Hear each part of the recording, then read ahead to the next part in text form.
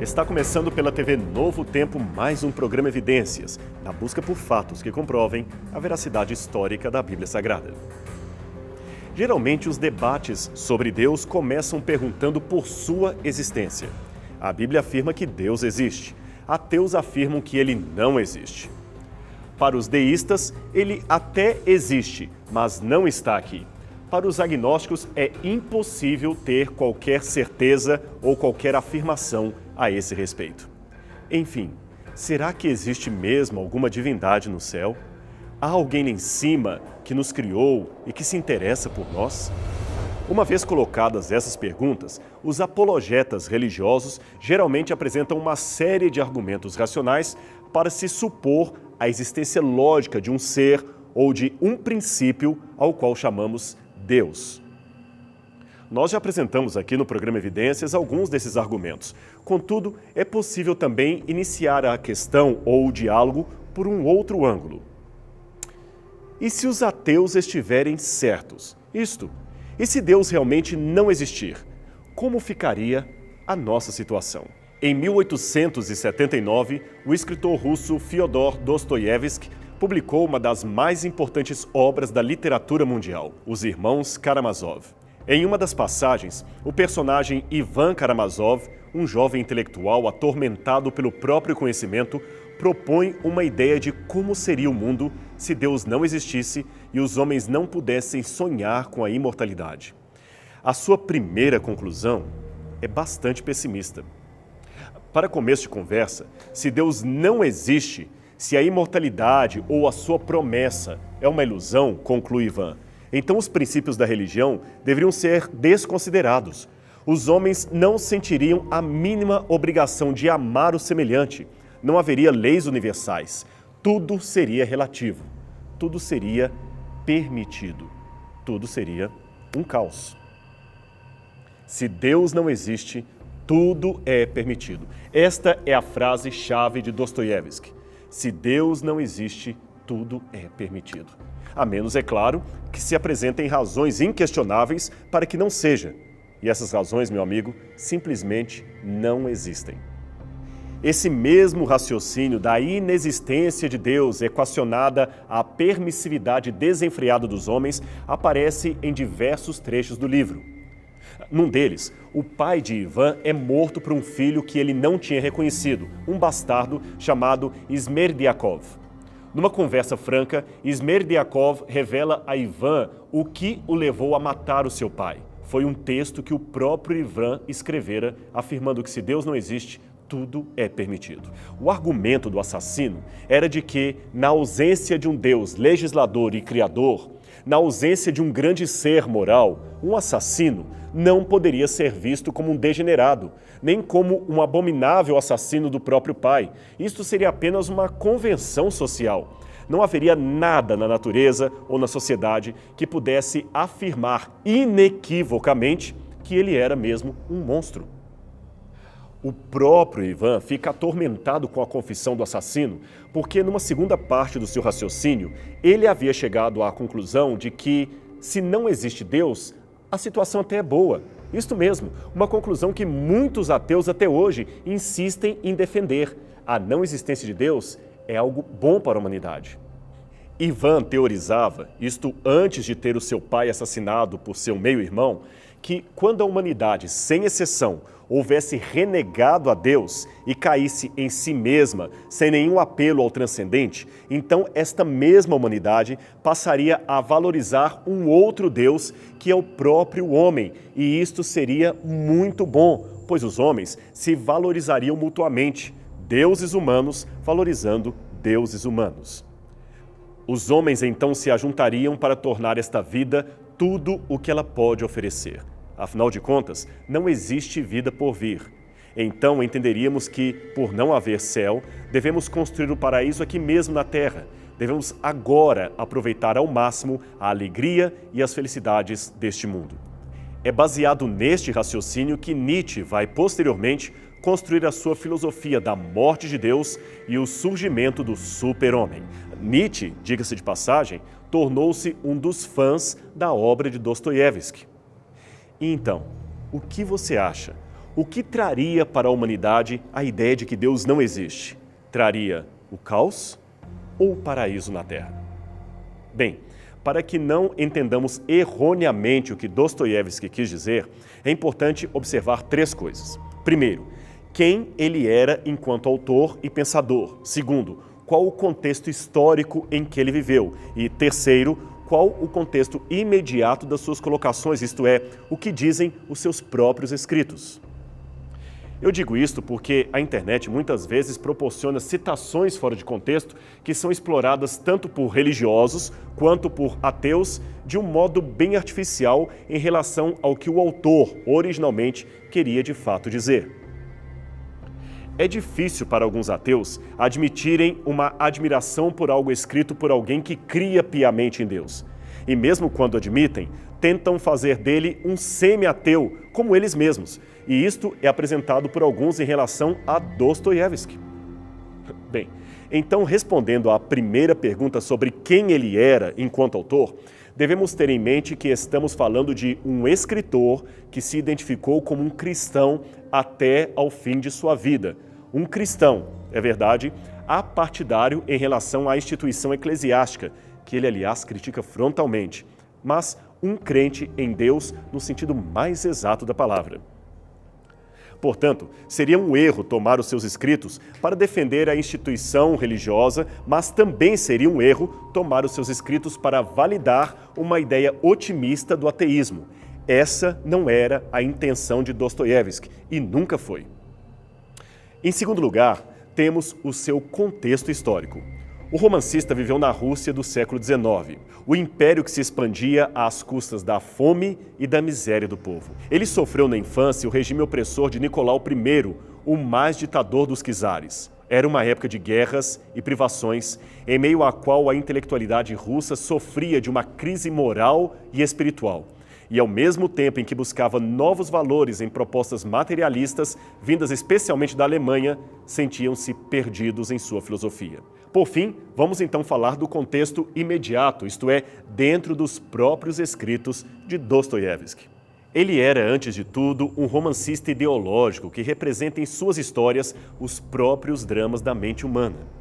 As ideias em Dostoiévski se transformam na parte essencial da personalidade dos personagens que ele cria em seus romances. Ele inventa situações e histórias em que ideias semelhantes aos padrões morais e sociais do seu tempo norteiam o comportamento desses personagens que ele cria. Noutras palavras, os personagens respondem às consequências de suas próprias crenças de acordo com aquilo que defendiam racionalmente. E isto acaba trazendo aos livros de Dostoiévski uma base bastante realista. São obras que realmente valem a pena ser lidas. Por volta de 1870, Dostoiévski se debruçou sobre o questionamento dos intelectuais russos a respeito do conceito de progresso e da existência de Deus. Ele os sacudiu severamente. Aliás, sacudiu tanto que a sua franqueza chegou a render-lhe um tempo na prisão. Mas vamos voltar ao conceito que já mencionamos anteriormente e que aparece diversas vezes em seus livros. Se Deus não existe, tudo é permitido. Veja, mesmo que ateus demonstrem respeito por Dostoiévski, afinal ninguém duvida de que se trata de uma tremenda obra, de um tremendo autor, muitos desses ateus deploram esse argumento, afirmando que agir moralmente bem não é algo que depende da crença religiosa. E isto está corretíssimo. Qualquer um que estudar filosofia moral e história saberá que acreditar doutrinariamente na existência de um Deus não torna a pessoa automaticamente melhor ou automaticamente boa. Aliás, se você pegar a Bíblia, a própria Bíblia afirma em Tiago, capítulo 2, verso 19, que até os demônios creem em Deus e estremecem. E isto não faz do diabo um sujeito melhor. Aliás, por incrível que pareça, segundo a Bíblia, o diabo é crente e não ateu. Ele crê na existência de Deus. E não só crê, mas ele odeia Deus. Portanto, crer em Deus não significa deixar-se transformar por Deus. Isso sem contar que existem crenças e crenças. Existem deuses e deuses. Ora, não é um conjunto único de fé. Há várias formas de divindade e muitas não passam de reflexos ritualísticos da patologia humana. Uma crença pode, por exemplo, ensinar que é correto sacrificar crianças para aplacar a ira de uma divindade. Enfim, vamos ser bem honestos aqui. Você vai encontrar crentes que matam, ateus que matam. Vai encontrar crentes que roubam e ateus que roubam. Da mesma forma que encontramos alguém de mau caráter num grupo, encontramos também gente de mau caráter no outro. Do mesmo modo que encontramos Madre Teresa de Calcutá do lado da religião, encontramos Betinho do lado do ateísmo. Uma cristã, o outro ateu. Mas ambos preocupados com a fome e a miséria deste mundo. A pergunta que nos vem à tona é: se tudo é permitido, por que o ateísmo de Betinho não o estimulou a praticar a criminalidade? Veja, esta pergunta também poderia ser feita de outro modo. Por que a crença de alguns religiosos não os impede de praticar coisas abomináveis, contrárias à vontade de Deus? Essas duas perguntas que fazemos não oferecem respostas para a fonte inequívoca da moralidade, mas revelam que ela não está definitivamente na natureza humana. Ou seja, se existir um padrão moral de comportamento, ele não deve ser buscado dentro do ser humano, mas sim fora do ser humano.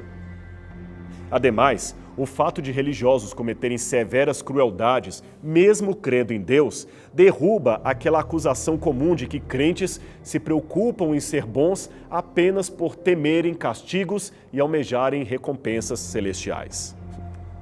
Ora, se isso fosse verdade, você não teria um crente sequer praticando impiedades. Nietzsche, por outro lado, fazia uma acusação diferente. No livro Assim Falava Zaratustra, ele diz que cristãos criam em Deus por ressentimento. Ora, essa generalização de Nietzsche não faz o menor sentido, pois se você encontra crentes por ressentimento, como ele afirmou, também achará ateus por ressentimento. Veja, há muitos ateus que se comportam como adolescentes revoltados contra o Pai Celestial que nos abandonou num mundo de sofrimento. Veja, se não há Deus, para que tanta raiva assim? Por que odeiam tanto alguém que sequer existe? Eu posso questionar a existência de Papai Noel, mas se o faço, não tenho como me revoltar contra ele, pois ele não existe. O próprio Nietzsche falava, num outro contexto é claro, daqueles que libertam seus amigos, mas não afrouxam as próprias ataduras. Alguns ateus, meu amigo, são assim, querem livrar o mundo de Deus, mas o odeiam, como se ele de fato existisse para ser odiado.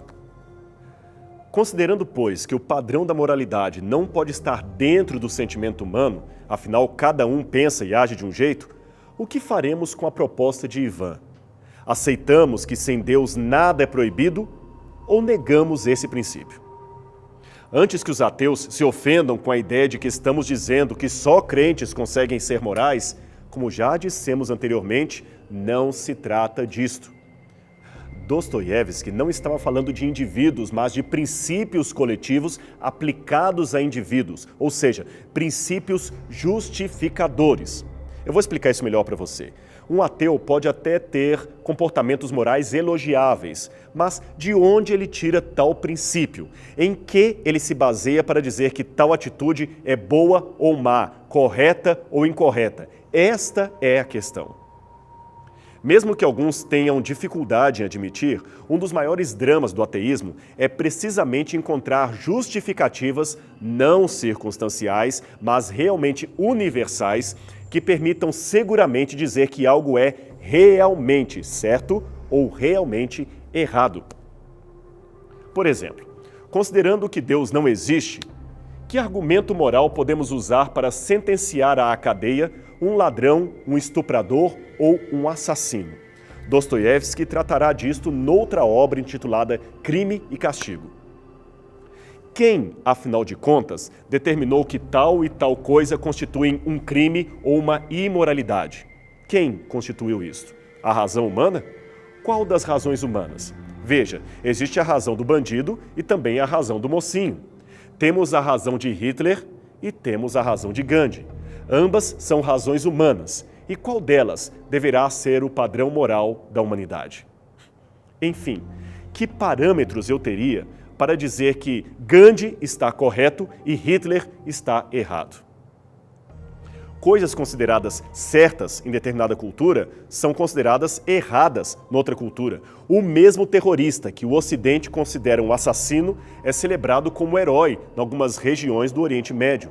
Só para você ter uma noção, em 2014, essa biblioteca situada num colégio feminino de Islamabad, capital do Paquistão, recebeu o nome de Biblioteca Osama Bin Laden. E que tal a natureza? Seria então a natureza uma fonte de moralidade para os seres humanos de um modo geral? A resposta novamente é negativa, pois coisas que o nosso senso comum considera um absurdo são perfeitamente normais no mundo da natureza, no mundo animal. Algumas fêmeas de aranhas e insetos, por exemplo, matam o macho logo depois da cópula e determinados grupos de pinguins empurram os companheiros mais fracos geleira abaixo apenas para servirem de isca e distraírem os predadores. Antes de prosseguir, é bom que se diga que não estamos aqui discutindo leis religiosas, sejam elas provenientes da Bíblia, do Alcorão ou do Bhagavad Gita. Admitimos, por exemplo, que existem leis bíblicas que eram circunstanciais, localizadas e não podem servir de parâmetro para nós que vivemos hoje em dia. O nosso ponto aqui é muito específico. Veja bem, é possível falar genuinamente de moralidade não convencional caso neguemos a existência de Deus? Até agora, a resposta parece ser um notório não. Perceba, pelas regras da evolução das espécies, baseada especialmente na competição e na sobrevivência do mais apto, o engano, o abandono de doentes e idosos e o egoísmo não poderiam ser considerados imorais, pois seriam apenas o comportamento natural das leis da sobrevivência.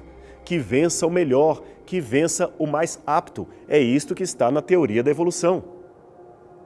Quando um ateu age conforme a sua consciência, praticando o chamado bem, ele deve admitir que, na ausência de Deus, ele está apenas praticando um bem circunstancial, e não algo que possa, em essência, e não apenas em circunstância, ser chamado de bom, de certo, de elogiável.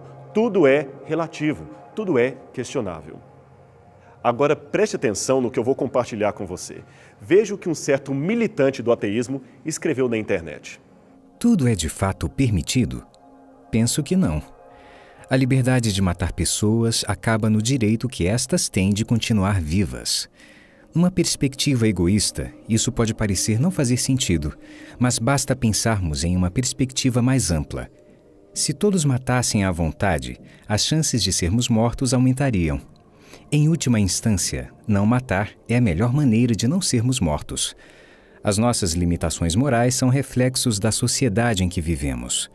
Para os religiosos, a única fonte de moralidade vem de suas religiões.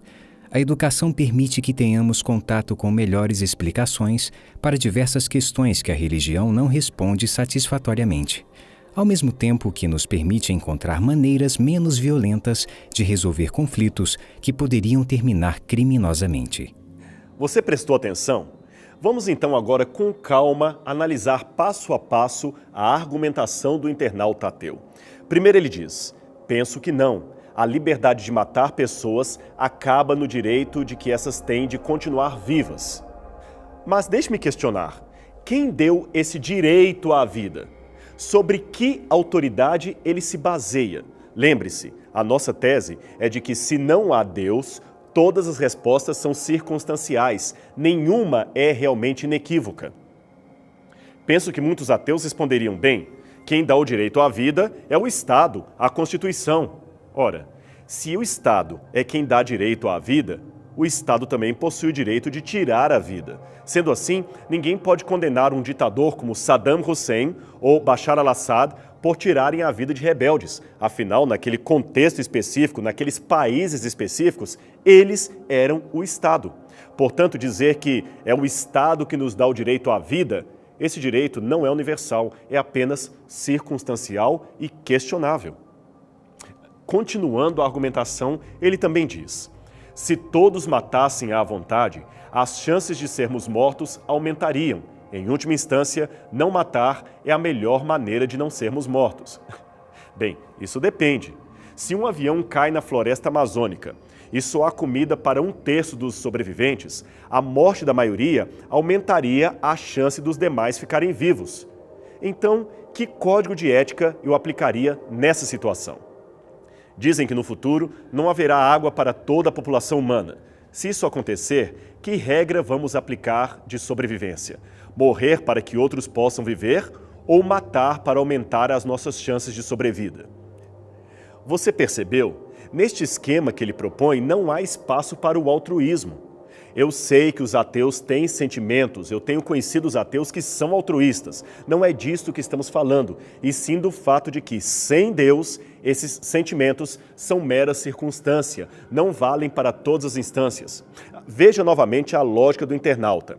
Evitamos matar porque isto aumenta a nossa chance de sobreviver.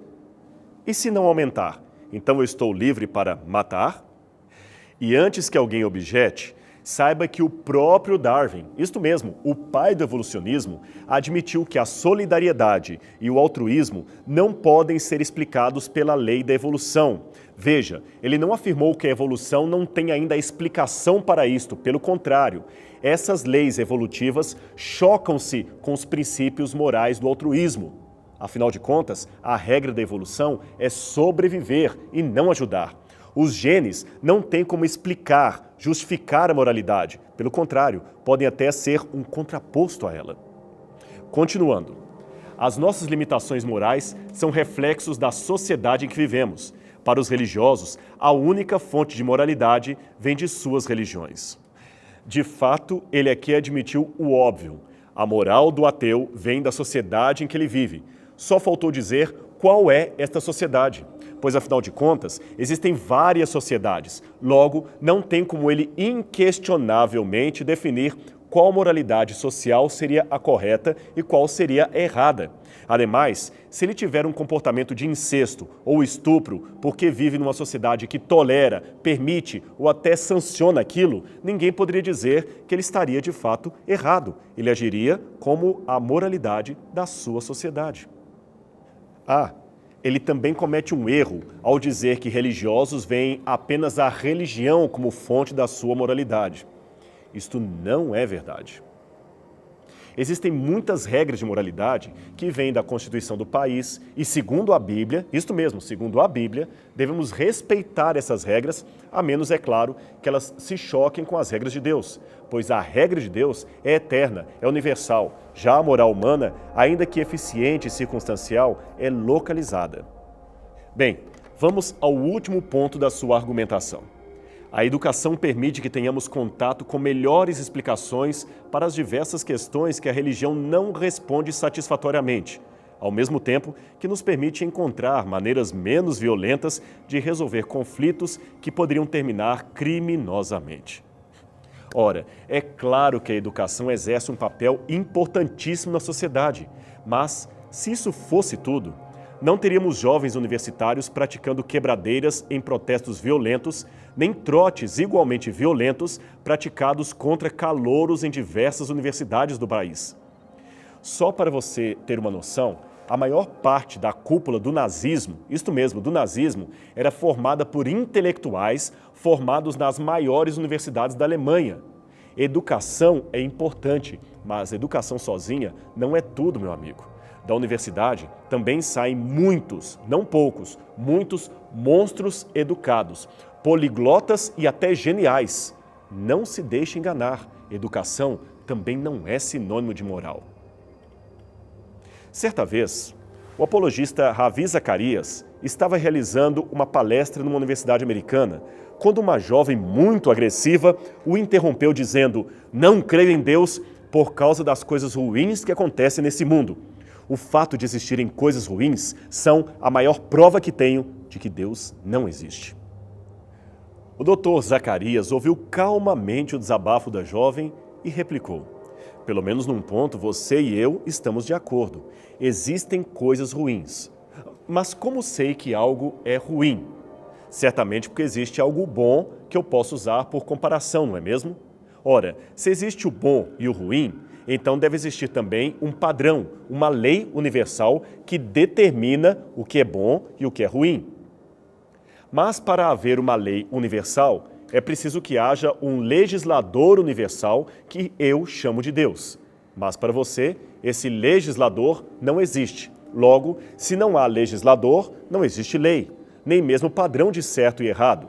Então, o seu ponto inicial fica sem sentido. Como você sabe que o mal é realmente mal? Você entendeu o raciocínio? Agora, alguém pode perguntar, sem Deus, é possível praticar o bem? Sim, é possível. O adestramento social pode proporcionar isto. Mas somente com Deus, esse bem passa a possuir um significado. Somente com Deus, esse bem se torna algo mais do que mera convenção social. Somente com Deus, esse bem, ainda que nos traga prejuízos momentâneos, continua válido mesmo que estamos contra a maioria, pois estaremos cumprindo a vontade do Pai. E deixe-me dizer algo para você. Ao contrário do que pensam alguns amigos ateus a quem eu respeito, deixe-me dizer que não é o medo nem a recompensa que me leva a obedecer o Pai. Isto pode até ser verdade em muitos casos, como por exemplo naqueles que adoram ídolos, mas não serve para todos. Para milhões e milhões de pessoas, é o amor a Deus e ao próximo que os leva a agirem como agem. Um amor que nem a natureza, nem a razão humana, muito menos a convenção social, consegue explicar. Amar a Deus sobre todas as coisas e ao próximo como a mim mesmo, ainda que esse próximo seja o meu inimigo. Esta é a causa, a razão e a fonte por excelência da minha moralidade, da nossa moralidade. Sem o amor de Deus, nenhuma justificativa ética seria um fator universal. Amar a Deus e ao semelhante. Este é o princípio. O resto é comentário. O nosso programa vai ficando por aqui. A semana que vem não perca mais uma conversa sobre Deus aqui na TV Novo Tempo, o seu canal da esperança. Até lá!